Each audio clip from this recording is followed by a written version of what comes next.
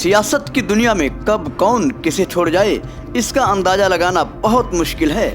हम बात करते हैं अपने छीटाकशी के बल पर सुर्खियों में बने रहने वाले स्वामी प्रसाद मौर्य की। तो स्वामी प्रसाद मौर्य सपा के राष्ट्रीय महासचिव पद से इस्तीफा देने के बाद फिर चर्चाओं में हैं।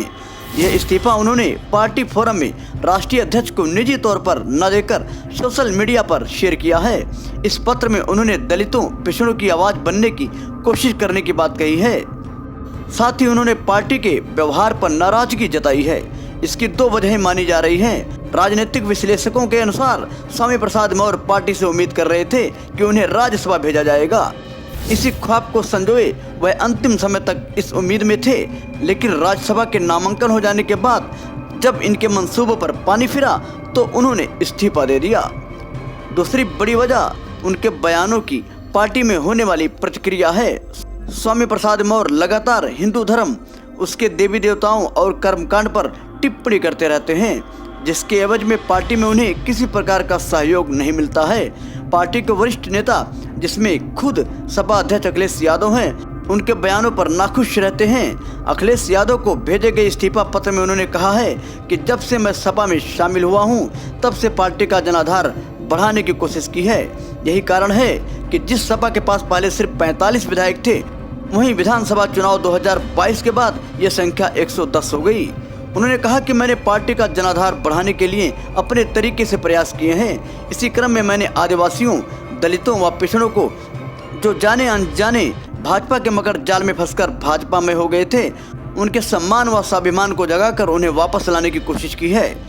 इस पर पार्टी के कुछ छुटभैया नेताओं ने इसे मौर्य जी का निजी बयान कहकर धार कुंद करने का प्रयास किया है। उन्होंने कहा कि मुझे हैरानी तब हुई जब पार्टी के वरिष्ठतम नेता इस पर चुप रहे। उन्होंने कहा कि पार्टी के कुछ राष्ट्रीय महासचिव का बयान पार्टी का होता है, जबकि मेरा बयान निजी हो जाता है। ऐसे में इस भेदभावपूर्ण और महत्वहीन पद पर रहने का कोई औचित्य नहीं है, जिसे लेकर मैं पार्टी महासचिव के पद से इस्तीफा दे रहा हूं। अब सवाल तो ये उठता है कि स्वामी प्रसाद मौर्य अगर सपा का दामन छोड़ते हैं तो ऐसे में किस पार्टी का दामन थामते हैं। तो आपको बता दें कि स्वामी प्रसाद मौर्य बीते कुछ सालों में बसपा, भाजपा और सपा में रह चुके हैं। सपा में आने से पहले वह बीजेपी में थे। उनकी बेटी संघमित्रा मौर्य वर्तमान में बीजेपी से सांसद है। स्वामी ने सपा से अभी पूर्णतः इस्तीफा नहीं दिया है, वह सिर्फ पद से अलग हुए हैं। राजनीतिक गलियारों में सवाल ये उठ रहा है कि स्वामी कहां जा सकते हैं। क्या वो अपनी पुरानी पार्टी बीजेपी में लौट जाएंगे या उससे पुरानी पार्टी रही बीएसपी का दामन थाम लेंगे? क्या कांग्रेस का विकल्प भी उनके लिए खुला है? स्वामी के बयानों को गौर करें तो उनकी भाषा बीजेपी के राजनीतिक स्टैंड के बिल्कुल विपरीत है। तो सबसे कम संभावनाएं बीजेपी में जाने की है।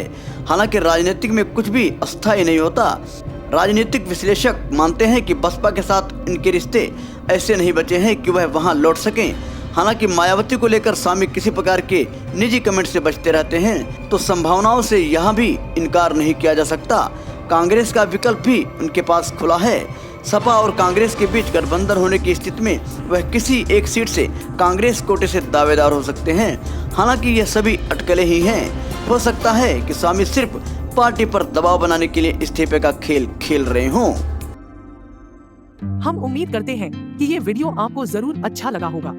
न्यूज एनएनसी 24 आपके लिए देश विदेश की खबरों के साथ ऐतिहासिक कहानियाँ, प्रेरक कहानियाँ, podcast, interviews, health issues, Bollywood news, sports और ऐसे अन्य पहलुओं के बारे में आपको सही जानकारी देने की कोशिश करता है। दोस्तों, ऐसी ही और वीडियोस देखने के लिए न्यूज एनएनसी 24 चैनल को सब्सक्राइब करें, जिससे आने वाली हर अपडेट आपको मिलती रहे। आप अपने फीडबैक को हमारे चैनल न्यूज एनएनसी 24 के कमेंट बॉक्स में भेज सकते हैं।